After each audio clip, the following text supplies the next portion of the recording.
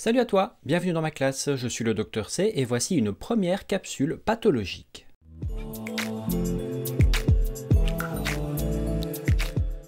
Dans cette première capsule pathologique, on va aborder la BPCO ou bronchopneumopathie chronique obstructive. Cette fameuse pathologie que l'on appelle également la bronchite chronique. Comme très souvent dans mes vidéos, petit avertissement, si vous n'avez aucune base scientifique, cette vidéo nécessite que vous ayez d'abord regardé la vidéo sur le poumon. Je vous la place ici, il faut bien comprendre le fonctionnement du poumon pour comprendre ce qu'il se passe quand le poumon ne fonctionne pas. Parce qu'une bronchite chronique, au final, c'est quoi? Est-ce que je peux en guérir? Est-ce que mes poumons peuvent s'améliorer? Allez, accroche-toi bien, on est parti pour une première capsule pathologique.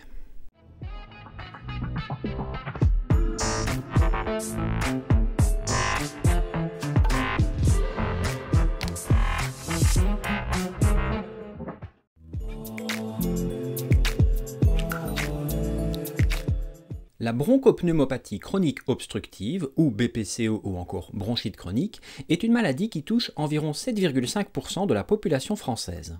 Et ce nombre est d'ailleurs probablement sous-estimé car les premiers stades de la maladie sont très souvent peu diagnostiqués. En termes de population, il y a toujours eu un peu plus d'hommes que de femmes touchés, mais cette différence tend à diminuer dans les dernières années. La BPCO est actuellement depuis 2010 la quatrième cause de mortalité prématurée dans le monde et ces chiffres sont malheureusement en augmentation. La sévérité et la précocité de la maladie sont à mettre en rapport avec le nombre d'années de tabagisme et également avec la quantité de tabac consommé. Le tabac est en effet la première cause de la maladie dans 80% des cas. C'est une maladie qui officiellement toucherait 20 à 25% des fumeurs, mais en réalité, on se rapprocherait plutôt des 50% de fumeurs qui développeront un jour une bronchite chronique. D'autres facteurs, comme la pollution environnementale, le milieu de travail, la mine par exemple, ou la génétique, pourraient jouer un rôle moins important dans le développement de cette pathologie.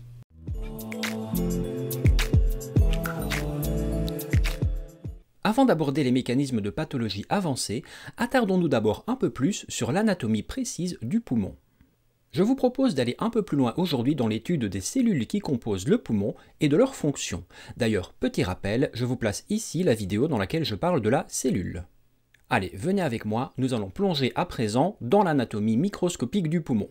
N'ayez pas peur. Au niveau des voies respiratoires, la face interne des conduits est composée d'un épithélium, c'est-à-dire une mince couche de cellules qui recouvre la face interne de ces conduits. On l'appelle pseudostratifié car au microscope, il donne l'impression d'être composé de plusieurs couches de cellules. Cet épithélium est composé de principalement deux types de cellules, des cellules ciliées et des cellules caliciformes. On trouve également des cellules mobiles, que sont les macrophages, qui sont des cellules du système immunitaire. Voyons un peu leurs détails. Les cellules caliciformes sont des cellules qui synthétisent le mucus. Le mucus est une substance collante et grasse qui a pour but d'emprisonner les nombreux déchets et micro-organismes qui tentent d'emprunter le chemin tortueux des voies respiratoires. Ces déchets se retrouvent collés dans le mucus et ils sont ensuite éliminés. Pour l'élimination, les cellules ciliées entrent en jeu. Il s'agit de cellules qui sont pourvues de longs cils qui se projettent dans les voies respiratoires. Ces cils sont mobiles et ils se contractent de façon coordonnée pour faire avancer le tapis de mucus sécrété par les cellules caliciformes. Le tapis de mucus avance ainsi dans le sens inverse des voies respiratoires, c'est-à-dire du fond des voies respiratoires vers le haut de la trachée. Une fois le haut de la trachée atteint, le mucus est avalé au niveau du pharynx et est détruit par le système digestif. Tous les jours, chaque être humain avale ainsi une énorme quantité de mucus dans lequel sont englués toute une série de microdéchets et de micro-organismes. Les macrophages, enfin, sont les cellules responsables de la destruction des micro-organismes et des déchets sur place. Ils agissent directement en sécrétant des molécules toxiques qui tuent les éventuels virus ou bactéries qui se frayent un chemin dans les voies respiratoires. L'ensemble des voies respiratoires est enfin recouverte de petits muscles qui, via leur activité, peuvent faire varier le calibre des voies respiratoires. Quand les muscles se contractent, par exemple comme dans l'asthme, le calibre des voies respiratoires diminue et l'air qui y circule peut émettre un sifflement en passant, le fameux sifflement qu'on retrouve dans l'asthme.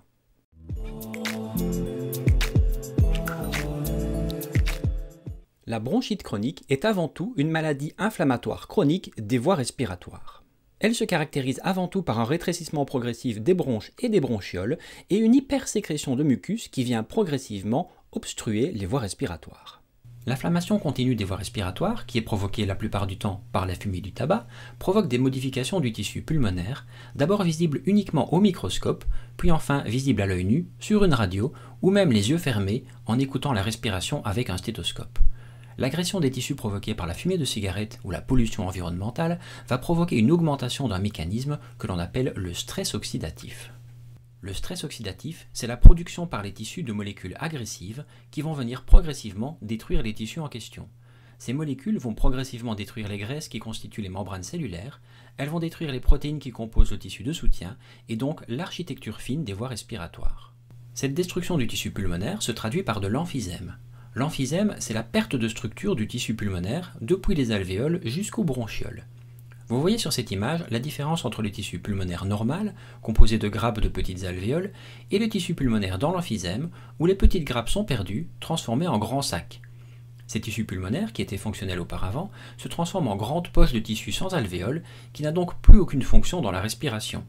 L'air peut y entrer, bien entendu, mais il n'y a plus d'échange entre l'air ambiant et les petits vaisseaux qui contiennent les globules rouges. L'agression des voies respiratoires produit enfin une hyperproduction de mucus par les cellules caliciformes en réponse aux nombreux polluants et molécules inflammatoires qui sont relâchés dans le poumon. Ce mucus va se collecter dans les poumons et provoquer les fameuses expectorations typiques de la BPCO. Cette destruction du tissu pulmonaire et cette accumulation de mucus dans les conduits provoquent les symptômes typiques de la BPCO. Difficultés respiratoires et toux, hyperproduction de mucus et enfin perte des échanges gazeux entre l'air ambiant et le sang, c'est la fameuse triade des symptômes imputables à la bronchite chronique.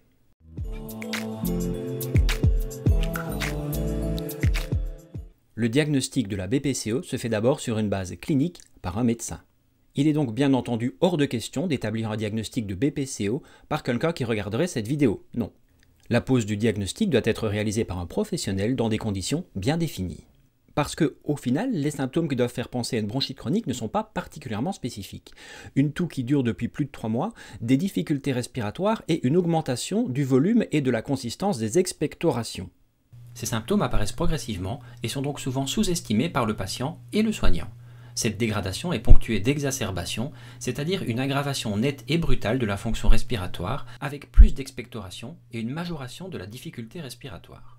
En présence de ces symptômes, l'examen de base qui permet de poser le diagnostic de BPCO est une spirométrie. Il s'agit d'un examen qui permet de mesurer le débit d'air qui peut circuler dans les poumons. Pour réaliser ce test, on demande au patient d'inspirer, puis de faire une expiration maximale dans un tuyau relié à une machine d'analyse. En fonction des valeurs expiratoires maximales en 1 seconde, qui sont le reflet de l'état des poumons, on peut poser le diagnostic de BPCO débutante, modérée ou grave. Et enfin, on aura souvent recours aux méthodes d'imagerie pour mettre en évidence les éventuelles lésions macroscopiques au niveau du tissu pulmonaire. La radio, le scanner par exemple, sont des examens intéressants pour voir les lésions ou suivre leur évolution. Les principes de traitement de la BPCO consistent d'abord, bien entendu, en un arrêt des facteurs favorisant cette bronchite chronique. Et oui, bien entendu, l'arrêt du tabac est primordial pour arrêter d'endommager les voies respiratoires. Mais il est important de bien comprendre que l'arrêt du tabac dans le cadre de la bronchite chronique permet d'arrêter d'abîmer le tissu, mais ne permet pas au tissu de se régénérer.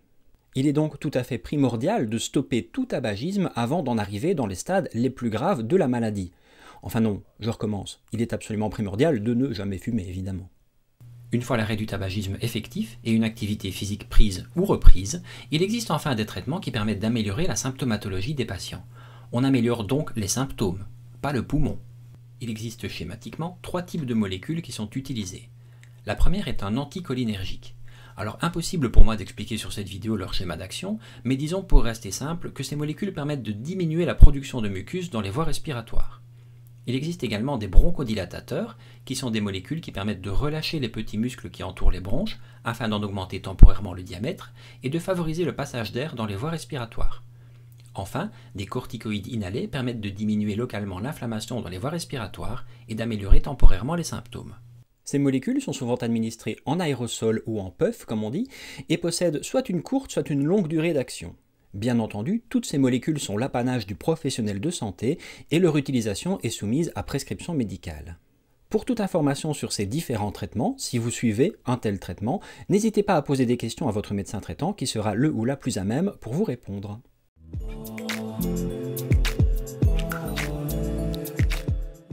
La bronchite chronique, ou la BPCO, est donc une maladie inflammatoire chronique des voies respiratoires qui, contrairement à l'asthme, est souvent due à des causes environnementales, le tabac. Encore une fois, je suis obligé d'insister lourdement sur l'importance de ne jamais commencer à fumer, ou si vous êtes fumeur actuellement, d'interrompre très rapidement toute forme de tabagisme. Rien n'est impossible et il existe plein de méthodes qui pourraient éventuellement vous aider, n'hésitez pas à en parler à votre médecin. Si cette vidéo vous a permis d'apprendre des choses ou si éventuellement elle vous a motivé à arrêter de fumer, alors c'est une grande réussite pour moi, j'en suis très fier. N'hésitez pas comme d'habitude à partager cette vidéo, à mettre un pouce bleu en dessous, à m'envoyer tous vos commentaires qu'ils soient positifs ou négatifs, sait-on jamais, tout ça m'intéresse. Et bien entendu, il est très important de vous abonner à la chaîne pour me soutenir. Allez, on se retrouve très bientôt pour une prochaine capsule médicale. Prenez soin de vous, moi je retourne à mon travail. À très bientôt. Salut!